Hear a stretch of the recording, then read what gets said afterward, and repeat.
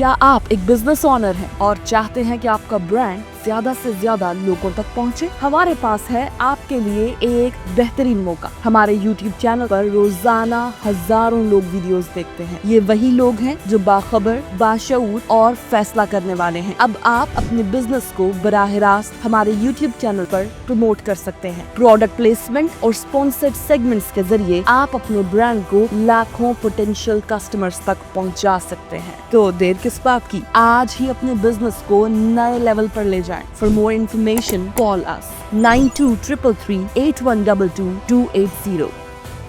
अस्सलाम वालेकुम, मैं इमदाद उमरो। पाकिस्तान और सऊदी अरब के दरमियान होने वाले जामे दिफाई मुआहदे के बाद खलबली मची हुई है और सबसे ज़्यादा परेशानी सदर डोनाल्ड ट्रंप को लाहक हुई है, अमेरिकी सदर को, जिसका उन्होंने इजहार कर दिया है। और इजहार भी कुछ इस अंदाज में किया कि उनके इत्तेहादी शशदर रह गए, हैरान और परेशान रह गए, क्योंकि डोनाल्ड ट्रंप ने चीन के एटमी प्रोग्राम को, उनके एटमी तनसीबात को निशाना बनाने का जिक्र किया है। अब वो कैसे निशाना बना सकते हैं, उनको टारगेट कर सकते हैं, नहीं कर सकते, लेकिन बहरहाल उन्होंने एक तरह से चीन को पैगाम भेज दिया, धमकी दे दी है। क्या पैगाम है, क्या धमकी है, उस पर बात होगी। और साथ साथ भारत भी ज़रा परेशानी में मुब्तला हो गया हुआ है इतने बड़े दिफाई मुआहदे के बाद, क्योंकि पाकिस्तान के ऊपर जो भारत ने रिसेंटली हमला किया था मई में, उसमें फिर जो हशर भारत का हुआ, उस वक्त पाकिस्तान के साथ उस तरह जो दीगर दोस्त मुल्क हैं वो यानी हम पर हमला, आप पर हमला और आप पर हमला, हम पर हमला वाली पोजीशन में साथ ही खड़े हुए थे। लेकिन बहरहाल ख़ास तौर पर मैं अरब ममालिक की बात कर रहा हूँ, लेकिन अब मुआहदे के बाद सूरत हाल कुछ और होगी तो भारत परेशान है। कुछ जिक्र होगा जी मोटरवे का, यानी जब चिड़िया खेत चुग गई, यानी सैलाब ने तबाहियाँ मचा दी, तो अब ख्याल किया जा रहा है कि मोटरवे को तोड़कर भी देख लेते तो शायद बचत हो जाती। अब जलालपुर पीरवाला के सर पर एहसान चढ़ाया जा रहा है कि जी हम जलालपुर पीरवाला को बचाने के लिए मोटरवे को कट लगाने से गुरेज नहीं करेंगे। तो जलालपुर पीरवाला का छोड़ा क्या भाई, बचना तो दूर की बात है, वहाँ कुछ बचा ही नहीं लोगों का, तो उस पर भी बात करूँगा। और कुछ थोड़ा सा जिक्र इमरान खान साहब का, ज़ाहिर है जिनको भी ये जो दिफाई मुआहदा है उससे परेशानी लाहक हुई है। तो परसों दिफाई मुआहदा हुआ सऊदी अरब और पाकिस्तान के दरमियान। वज़ीर आज़म शहबाज शरीफ साहब वहाँ गए हुए थे और मुआहदे का ऐलान हुआ। फिर याद पुरानी ताज़ा की गई।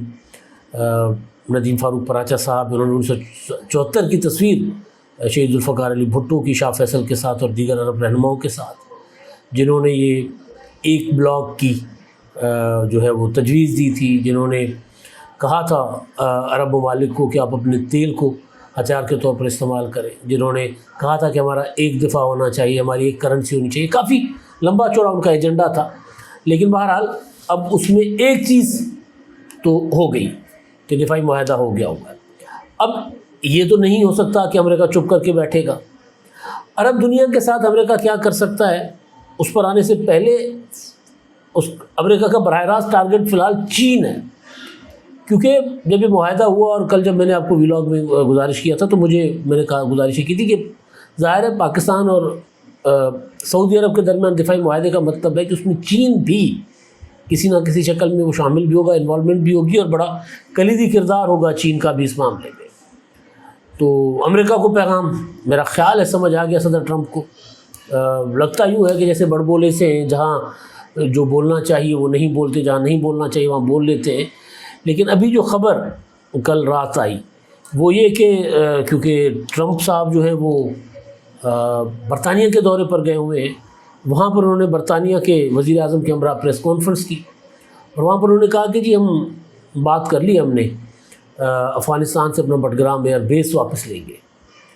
तो जब ये बात कर रहे थे तो वो जो बरतानवी वज़ीर आज़म थे केयर स्टार्मर, वो हैरान परेशान होकर उनको तरफ देख रहे थे कि क्या हो गया, बाबे को पागल तो नहीं हो गया कि खुद ही छोड़ कर आ गए थे, खुद ही। और मतलब ट्रंप ने ही ज़ाहिर है ये अपना कहा था ना कि हम यहाँ से निकलेंगे और फिर वो मैं जगह बंद कर दूँगा, پھر وہ جو بائیڈن کے دور میں وہاں سے انخلا ہوا، عمران خان صاحب پاکستان میں تھے. تو بہرحال ایک تو لمبی داستان ہے، لمبی کہانی ہے. تو اب ٹرمپ جو ہے جو کہہ رہا تھا کہ میں امریکی لوگوں کا پیسہ امریکہ کے اوپر ہی خرچ کروں گا، اپنا امریکہ کو دوبارہ عظیم بناؤں گا، وہ ٹرمپ اب کہہ رہے کہ نہیں میں بٹگرام ایئر بیس واپس لوں گا. تو اس پر سن کر حیران پریشان ہو گئے ٹرمپ. انہوں نے ان کی طرف دیکھا تو ٹرمپ نے کہا کہ میں اس لیے میں بٹگرام ایئر بیس واپس لینا چاہ رہا ہوں کیونکہ وہاں سے چین کے جو جہاں جوہری ہتھیار بنتے ہیں وہ علاقہ صرف 1 گھنٹے کے فاصلے پر ہے. یعنی ان کے جو جہاز ہوں گے، لڑاکا طیارے ہوں گے، ان سے 1 گھنٹے کے فاصلے پر، یا میزائل کے 1 گھنٹے کے فاصلے پر. یعنی چھری چلاؤں گا اور ایٹمی ہتھیار جو ہے وہ چین کے تباہ کر دوں گا.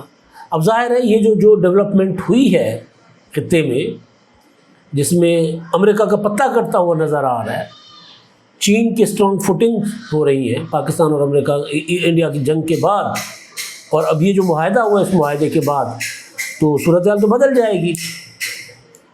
تو اب وہ امریکہ جو ہے وہ چین کو کہہ رہا ہے کہ ٹھیک ہے پھر اگر آپ ایسا کرو گے، میرے اتحادی مجھ سے چھینو گے اور میرے ڈومین میں آ جاؤ گے تو پھر میں تو تیرے اوپر حملہ کر دوں گا. اور ظاہر ہے چین ایک بہت بڑی طاقت ہے، لیکن چین فزیکلی جنگ کے ہمیشہ خلاف رہا ہے. ان کی حکمت عملی کبھی بھی فزیکلی جنگ والی نہیں رہی. لیکن ایسا بھی نہیں ہے کہ انہوں نے یہ جتنے جہاز بنائے ہوئے ہیں اب وہ 5 جنریشن کا 5th جنریشن کا بنا رہے ہیں لڑاکا طیارہ. اب وہ جتنا کچھ کر رہے ہیں ایڈوانس ٹیکنالوجی جو ہے وہ جنگی اس میں لا رہے ہیں، تو وہ کیا صرف دنیا کو بیچنے کے لیے لا رہے ہیں یا وہ خود بھی استعمال کریں گے؟ اور جو سب سے سچل چیز ہوتی ہے، جو اصل والی چیز ہوتی ہے، وہ تو رکھتے اپنے پاس ہے، وہ تو کسی کو دیتے بھی نہیں ہیں، اس کا ماڈل تک کسی کو نہیں دکھاتے. تو چین ظاہر ہاتھ پر ہاتھ رکھ کر تو نہیں بیٹھے گا. تو ٹرمپ صاحب نے میسج کیا ہے چین کو کہ بھئی آپ نے جو کیا ہے وہ میں سمجھ گیا ہوں کہ آپ کیا کرنا چاہ رہے ہو. آپ اس خطے میں ظاہر پاکستان، چین، سعودی عرب اور یہ سارے جب ایک اتحاد بن جاتا ہے تو بڑا خطرناک اور لیتھل اتحاد ہوگا. آگے سے امریکہ ہوگا، ظاہر ہے امریکہ کے خلاف وہ نہ ہو، امریکہ تنہا ہو جائے گا. اب امریکہ کرے گا کیا جس کا امکان ہے، جو ماضی میں کر چکا ہے. اب اس میں جب OIC کانفرنس ہوتی ہے پاکستان میں اور پھر تمام اسلامی دنیا ایک ساتھ ہو کر بیٹھ جاتی ہے اور دفاعی معاہدے کی باتیں ہوتی ہیں کہ ہم سب ایک طاقت بن جائیں گے اگر ہم ایک دوسرے کا دفاع کریں، اور جس کے پاس جو دھن دولت مال ہے وہ آپس میں، یعنی تیل بنانے والے ملک جو ہیں، وہ تیل پیدا کرنے والے ملک، وہ ایک بڑی معاشی طاقت ہے، عرب ایک بڑی معاشی طاقت ہے، ہمارے پاس دفاعی طاقت ہے. اس طرح ایک دوسرے کے ساتھ کوآرڈینیشن میں چلے. تو پھر کیا ہوا، آپ نے دیکھا کہ وہ معاملہ وہیں روک دیا گیا. بھٹو کو ایک مارشل لا کے ذریعے شہید کر دیا گیا، شاہ فیصل کے خلاف بغاوت سازش کر کے ادھر ان کو شہید کر دیا گیا. تو ہمارے دوست توصیف خان صاحب، ان سے میری بات ہو رہی تھی کیونکہ وہ ان سارے امور کو بڑا قریب سے دیکھتے ہیں. تو وہ کہہ رہے تھے کہ اب ہو سکتا ہے کہ امریکہ کے پاس اگر کوئی چارہ نہ ہو تو وہ یہ جو جتنی بادشاہتیں ہیں عرب دنیا کی، وہاں کے لوگوں کو جمہوریت کی گھٹی دینا شروع کر دے کہ آپ کو بھی جمہوریت چاہیے. لیبیا میں جو کیا، جو لبنان میں کیا، جو شام میں کیا، جس طرح وہ چھوٹے چھوٹے ملکوں کو تباہ کرتا رہا ہے، اسی طرح یہاں پر بھی حرکتیں کریں گے، سازش کریں گے. تو کوئی پتہ نہیں ہے کہ کل کو سعودی عرب میں بھی لوگ نکل پڑے کہ ہمیں جمہوریت چاہیے. تو وہ تو امریکہ کا پرانا کھیل ہے. لیکن اگر جس طرح امریکہ تنہا ہو رہا ہے تو اب شاید وہ اس طرف نہ اس طرح کی کوئی سازش کامیاب کر پائے. امریکہ شاید نہ کر پائے، کرنے کی کوشش تو وہ پوری کرے گا. اب جب اپنے اتحادی ان کو حیران ہو کر دیکھتے ہیں کہ جی بھائی یہ بابا کیا کہہ رہا ہے، تو وہ پتہ نہیں کس پوزیشن میں ہوں گے. اچھا جی، اب بھارت کے ترجمان ہیں دفتر خارجہ کے، انہوں نے ایک بیان جاری کیا ہے پاکستان اور سعودی عرب کے درمیان ہونے والے معاہدے کے بعد، ٹویٹر پر، ایکس پر. اور انہوں نے کہا ہے کہ جی پہلا رد عمل ہے جس میں وہ یہ کہہ رہے ہیں کہ یہ نام ہے جناب رندھیر جیسوال، اور انہوں نے کہا کہ جی بھارتی حکومت اس پیش رفت سے پہلے ہی آگاہ تھی اور معاہدے پر دستخط کی رپورٹس کا بغور جائزہ لے رہی ہے۔ حکومت اپنی قومی سلامتی اور مفادات کے تحفظ کے لیے ہر ممکن اقدام کرے گی، ساتھ ہی اس معاہدے کے خطے اور عالمی استحکام پر ممکنہ اثرات کا تجزیہ بھی کیا جا رہا ہے۔ اب بظاہر اس میں بھارت کے خلاف تو کوئی چیز نہیں ہے نا، مطلب سعودی عرب دنیا وہ تنگ آئی ہوئی ہے اسرائیل سے، وہ اپنے دفاع میں پاکستان کی دفاعی صلاحیت استعمال کرنا چاہتے ہیں، تو یہاں اس میں مطلب تو کون، میں خام خواہ میں آ گیا نا بظاہر اگر دیکھا جائے تو، لیکن ایسا نہیں ہے، کیونکہ بھارت کے عزائم تو ہیں، بھارت پاکستان پر دوبارہ حملہ کرنا چاہتا ہے۔ پچھلا حملہ جب بھارت نے کیا تھا تو کہا گیا ان کے پاس تو پیٹرول نہیں ہے، تیل نہیں ہے، ڈیزل نہیں ہے، اب تو ہمارے پاس اگر دوبارہ بھارت نے کوئی ایسی حرکت کی تو وہ تو ہمارے پاس ہوگا، کیونکہ دفاعی معاہدے میں سب کچھ ہے، اور یہ جو معاہدہ ہوا ہے اس میں تو ایک ایک چیز پھر ہم ایک دوسرے کو سپورٹ کریں گے، ہمارے پاس فوج ہے، ہم فوج دیں گے سعودی کو، ان کے پاس تیل ہے، ہمیں تیل دیں گے جنگ کے دوران، اور ہمیں بہت زیادہ بڑی سپورٹ وہ دیں گے۔ تو وہ بھارت خام خواہ میں پریشان نہیں ہے، وہ یہ دیکھ رہا ہے کہ جو کنگرا پاکستان جس کی معیشت ان کے سابقہ وزیر اعظم عمران خان کے بقول ڈیفالٹ کر رہی تھی، یا خواجہ آصف صاحب کے بقول ہم ڈیفالٹ کر چکے ہوئے تھے، تو وہ والا پاکستان اگر جنگ میں اتنی کمال قسم کی پرفارمنس کرتا ہے اور بھارت کو ناکو چنے چبواتا ہے، تو اگر اسی پاکستان کو سپورٹ مل جاتی ہے گلف کی، عرب ممالک کی، سعودی عرب کی بادشاہتوں کی، تو پھر کیا ہوگا؟ تو اینی پریشان نہیں ہے بھارت، تو بھارت کی پریشانی ابھی آگے اور بڑھے گی۔ اچھا جی، اب علیم خان صاحب وفاقی وزیر کمیونیکیشن کے، وہ گئے ہوئے تھے کل جلال پور، اور انہوں نے وہاں پر صوبائی وزیر سینئر صوبائی وزیر مریم اورنگزیب صاحبہ وہاں تھی، ان کے ہمراہ تھے وہ وہاں پر، اور خواجہ سلمان رفیق بھی تھے۔